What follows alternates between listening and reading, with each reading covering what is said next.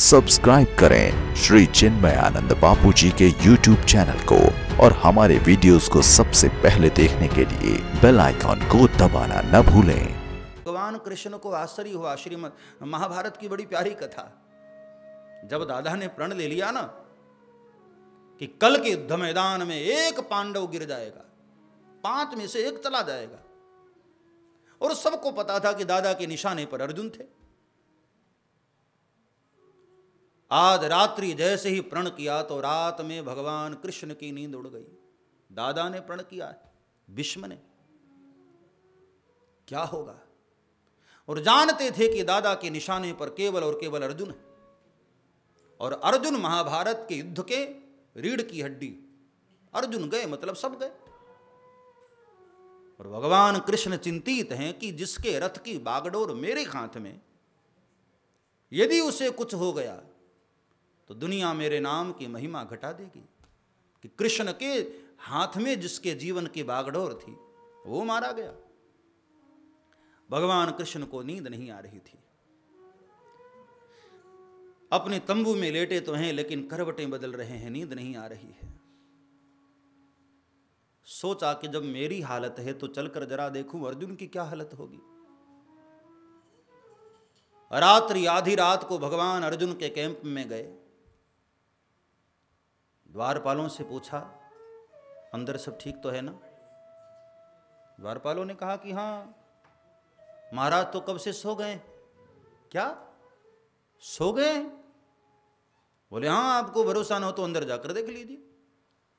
और भगवान कृष्ण गए तो अर्जुन चद्दर तान कर गहरी निद्रा में खर्राटे भरते हुए सो रहे। अर्जुन को देखते ही भगवान ने चद्दर हटाया। अरे नादान, कल तुझे युद्ध मैदान में मरना है और आज रात्रि तू ऐसे सो रहा है। अर्जुन ने कहा प्रभु आधी रात है, सोने का ही तो समय है। भगवान कृष्ण ने कहा कि अरे पगले, भूल गया दादा ने तुझे मारने का प्रण किया है। पूरी रात मैं नहीं सो पा रहा हूं और तुझे कोई फिक्र नहीं। अर्जुन ने मुस्कुराकर कह दिया प्रभु, जिस दिन से मैंने आपके हाथ में अपने रथ की बागडोर दी थी ना, उस दिन से सारी चिंताएं भी मैंने आपको दे दी थी मालिक। अब सौंप दिया इस जीवन का सब भार तुम्हारे हाथों में। अब सौंप दिया इस जीवन का,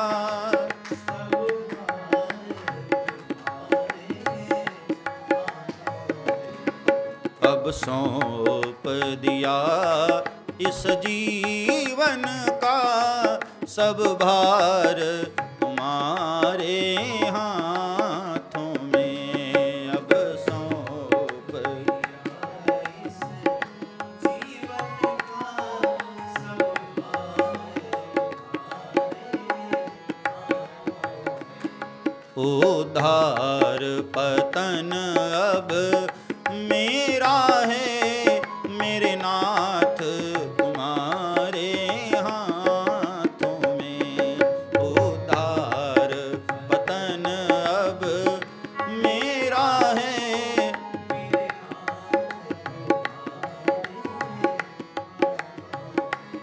मेरे श्याम मेरे श्याम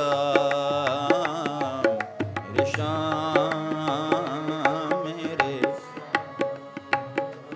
मेरे राम मेरे राम।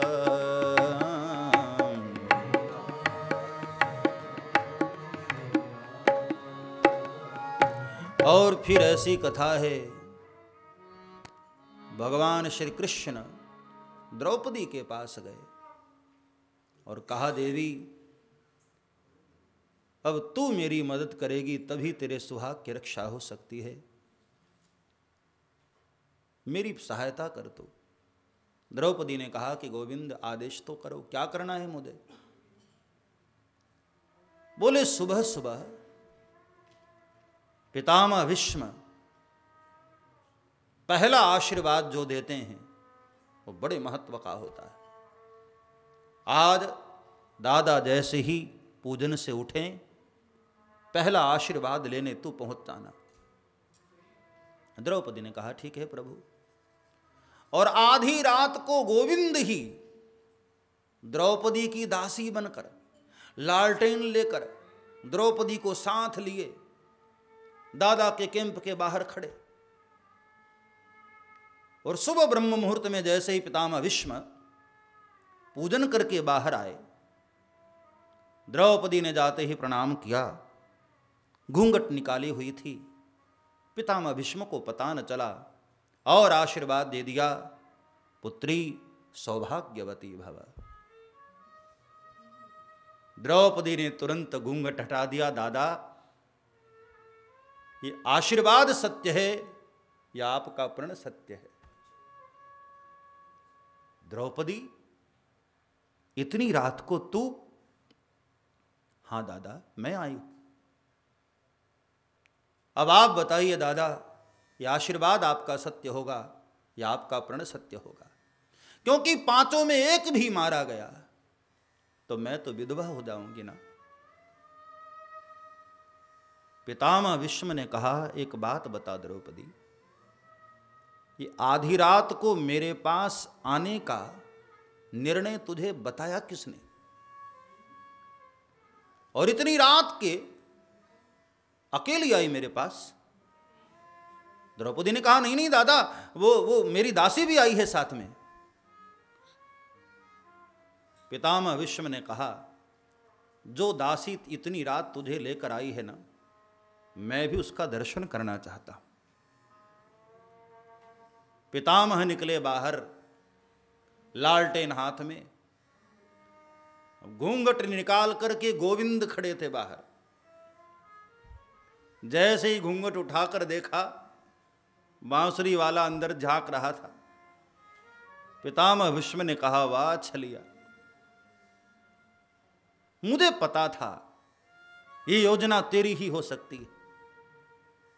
और फिर मुस्कुराते कहा कि गोविंद, आपने ये सोच भी कैसे लिया कि जिस पक्ष में साक्षात नारायण खड़े हों, एक पितामह नहीं हजारों पितामह भी प्रण कर ले, उसका बाल भी बांका नहीं कर सकते, जिसके पक्ष में स्वयं परमात्मा खड़े हो,